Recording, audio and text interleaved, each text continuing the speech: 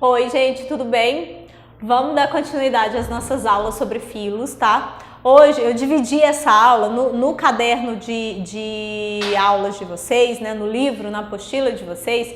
Essa aula de moluscos, ela já está associada à aula de equinodermos, tá? Mas eu optei por dividir para a gente poder conhecer mesmo mais detalhadamente as características de cada um dos filos, tá? Então aqui nós temos a característica dos moluscos, aula 17, tá? Livro de Biologia B. Então, o que são esses moluscos, né? Então, esses moluscos, eles são geralmente mais conhecidos, né, por nós como alguns frutos do mar que a gente conhece, né? Lulas, o polvo também, né? E aí a gente vai ver algumas classificações.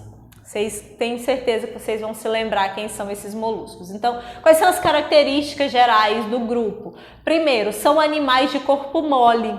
É a principal característica do grupo e é o que dá o nome, né? Molusca ou corpo mole, tá? São predominantemente marinhos, né? Então, a sua grande maioria são animais marinhos, mas também possuem moluscos de água doce e moluscos terrestres, né? Associados a ambientes úmidos, tá? Alguns se deslocam livremente, outros são sésseis, então são presos, fixos ao substrato, certo? Possuem simetria bilateral, então a partir de platelmintos todos os outros animais vão ser bilaterais, né? Triblásticos, celomados, não segmentados, tá? Há uma divisão corporal, mas não em segmentos, e apresentam a segunda maior diversidade animal do planeta, né? Atrás somente dos artrópodes, né? Dos insetos, tá? Como morfologia geral do grupo, eles possuem, levando em consideração, por exemplo, um gastrópode, né, que é uma das classes desses moluscos, possui o corpo mole, viscoso e dividido em 3 partes, que é a cabeça, né, onde concentram então todos os sistemas sensoriais, o sistema nervoso, né, ou neurosensorial, uma massa visceral, que é o conjunto de todos os órgãos internos, e um pé, ou uma massa muscular, né,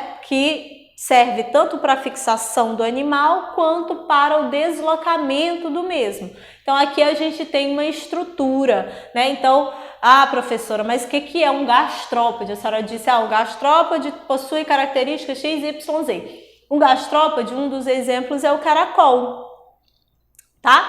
Então, por que recebe esse nome de gastrópodes? Porque os pés, então eu tenho aqui o pé, eu tenho o saco visceral, né, ou a manta, né? Eu tenho tentáculos também, eles possuem esses tentáculos, a cavidade do manto e uma concha, certo? São as estruturas gerais. Então, recebe esse nome de gastrópode porque esse pé, ele está vamos dizer assim, próximo ou ligado à região aqui, ó, gástrica do animal, tá? Então, gastrópodes, gastro de gástrica, né? E podes de pés, certo? Além dessas características gerais, os moluscos possuem outras características importantes. Por exemplo, indústria alimentícia, né, possui importância econômica, então muitos desses gastrópodes são altamente utilizados e apreciados pelas culinárias do mundo inteiro, certo? Produção de joias, que é o exemplo das ostras, né, que produzem as pérolas lindas e maravilhosas.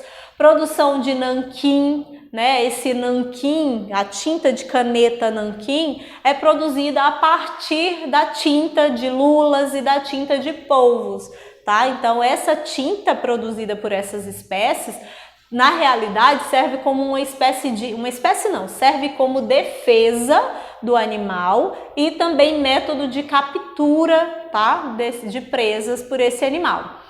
Isca para pescas também são muito utilizados. destruição de cascos de barco, né, e ancoradouros, e aí é um aspecto econômico não muito bom.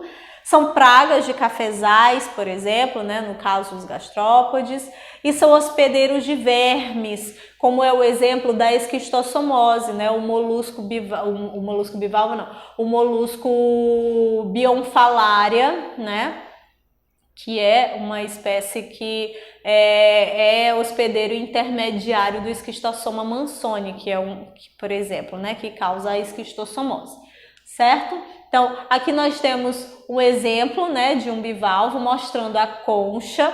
Esses bivalvos, em relação a essa... Corta. 1, 2, 3, gravando. Aqui nós temos um exemplo, né, de um gastrópode. Então, mostrando a concha. Em relação a essa concha, os moluscos, eles, dependendo da classe, né, dependendo do molusco, eles possuem uma concha externa ou uma concha interna, certo? No caso dos gastrópodes e dos bivalvos, que são aqueles moluscos que abrem mesmo assim em duas valvas, por exemplo, as ostras, né, eles possuem uma concha externa. Tá? Já o polvo, por exemplo, possui uma concha interna ao corpo, certo? Então, há umas modificações, há umas variações de coloração, então, uma diversidade de formas e cores, tá? Desses indivíduos. Então, nós temos a concha, nós temos aqui o pé, né? O manto logo aqui, a cavidade gástrica, e nós temos os tentáculos desses indivíduos aqui, tá? Então aí, só para que vocês observem essas características. Nós temos aí também o exemplo, os polvos, né? Os polvos já têm uma quantidade de tentáculos bem maiores, né? Variam desde pequenos espécies a espécies enormes, tá? E nós temos uma classificação, certo? Nós temos a classe aplacófora, né? Monoplacófora, poliplacófora, escáfora, gastrópoda, bivalva e cefalópoda. Sendo que essas três, né? Os gastrópodas, que são as lesmas e os caramujos ou caracóis, né?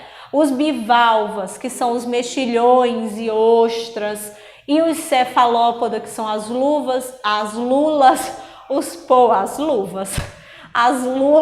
polvos e os náutilos são os mais conhecidos e os mais estudados, e é o que nós vamos ver agora, tá? Então aqui, ó, exemplos dos aplacófora, dos monoplacófora, dos poliplacóforas, dos escáforas, os gastrópodas, os bivalvos, ó. Então esses bivalvos são aquelas conchinhas que vocês procuram na praia, que vocês não, a gente, né, que eu também faço isso, nós procuramos na praia. Então são restos, né, a conchinha do gastrópoda.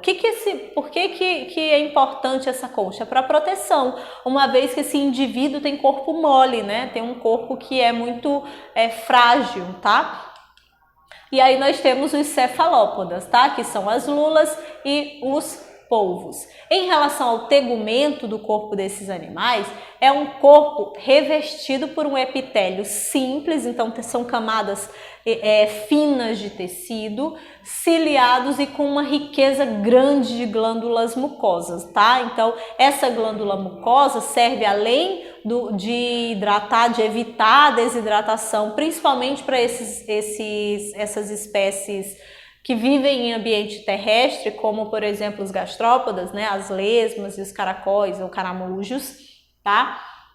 Então, essas glândulas mucosas servem para evitar a desidratação e também para permitir o deslocamento. A gente vê que quando tem um local onde tem um caramujo, que ele passa, fica aquela gosma, aquela meleca lá, tá? Então, além desse epitélio, o manto ele é revestido por dobramentos ou desdobramentos da epiderme, e a concha ela pode estar ou não presente, certo? Como eu já falei. Em relação à respiração, eles têm uma respiração branquial em moluscos aquáticos, obviamente, pulmonar em moluscos terrestres, ou pode ser cutânea indireta em moluscos sem concha, a lesma, né? Tem até aquela história de que, professora, se a gente jogar sal na lesma, a lesma derrete, né? Porque ela respira através dessa pele, né? E essa pele dela, pela presença de muitas glândulas mucosas, é bem hidratada. Então, se você joga sal, aquele sal por osmose, né? Ele retira toda essa hidratação da pele da lesma e impede o processo de respiração. A bichinha acaba morrendo. Não façam isso, certo? Então, aqui, ó, nós temos a estrutura geral, né? De um cefalópode, no caso, com os seus tentáculos, uma estrutura bastante importante para esses moluscos, que é uma língua raspadora, que a gente chama de rádula, tá? Então, é importante no processo de alimentação. As ventosas a riqueza, né, de quantidade mesmo de estruturas de ventosa presentes nos tentáculos, tá? E todo o sistema interno do corpo, tá? E aqui a mesma comparação em relação aos gastrópodes, tá? A gente viu os cefalópodes e agora os gastrópodes, que também possuem basicamente as mesmas estruturas, tá? Em relação aos sistemas fisiológicos, continuando, né? Esse sistema fisiológico do grupo é completo, ou seja, possui uma boca com a rádula, uma faringe, um papo, um estômago, um hepatopâncreas e o fígado, e intestino e ânus, tá? Então é um sistema completo. Aqui nós temos o exemplo da rádula, tá? Então nós temos aqui a boca e essa língua raspadora, tá? Essa língua raspadora tem como se fosse mesmo dentes serrilhados, dentes dérmicos serrilhados, né? E uma musculatura bem forte para que ela consiga realmente raspar esse alimento. Então aqui nós temos um outro exemplo, tá?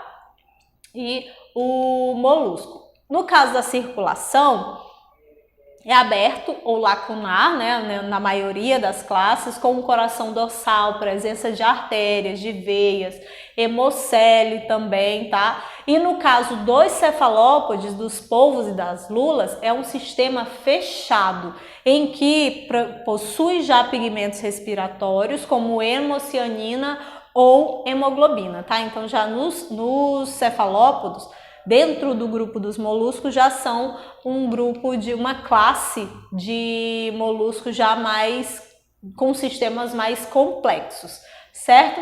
Então, aqui quando a gente vê, por exemplo, um marisco, né, uma ostra, para quem gosta aí de ostra, né, nós temos aqui a região do ânus, um coração dorsal, uma região estomacal, glândulas digestivas e a boca aqui, ó, tá? E a respiração e as brânquias aqui, porque são espécies aquáticas e respiram através das brânquias.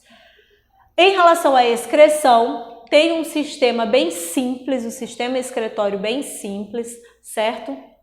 Formado por celomodutos, né? Ou seja, que são um conjunto de túbulos que realizam a coleta e o transporte dessas excretas, certo?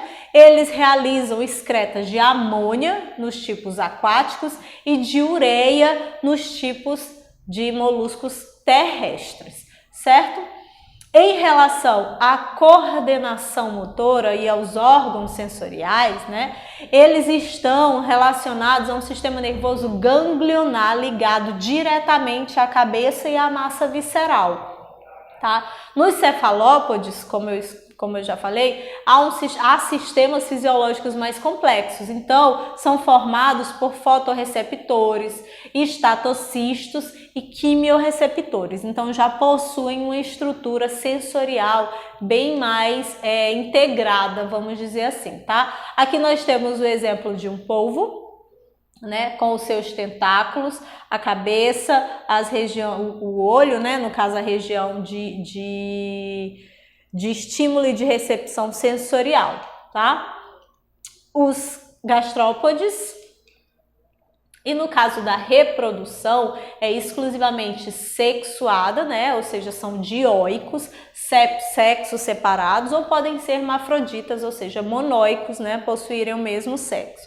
A fecundação, ela pode ser interna ou externa, dependendo do grupo, e o desenvolvimento também pode ser interno, direto ou indireto, né? Com o desenvolvimento de uma larva, enfim, tá? Nas espécies hermafroditas, vai ocorrer uma gônada bissexuada, né, denominada ovotestes, né, que vai produzir esses espermatozoides, e esses espermatozoides e óvulos vão se alternar num processo que a gente chama de dicogamia, né? A produção desses espermatozoides e óvulos vão se alternar num processo que a gente chama de dicogamia, tá? E as larvas, elas podem, né, possuir dimorfismo, ou ser uma larva trocófora ou ser uma larva Wellinger, tá?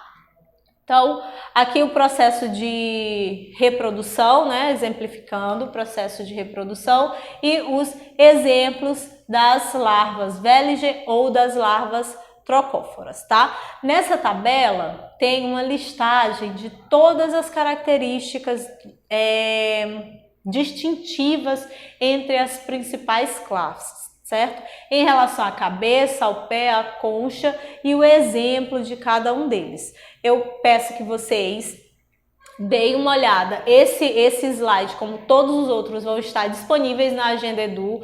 Então, tirem uma cópia dessa tabela e coloquem no caderno de vocês para que vocês consigam visualizar mais essas diferenças, tá ok? Então, essa foi a aula de hoje.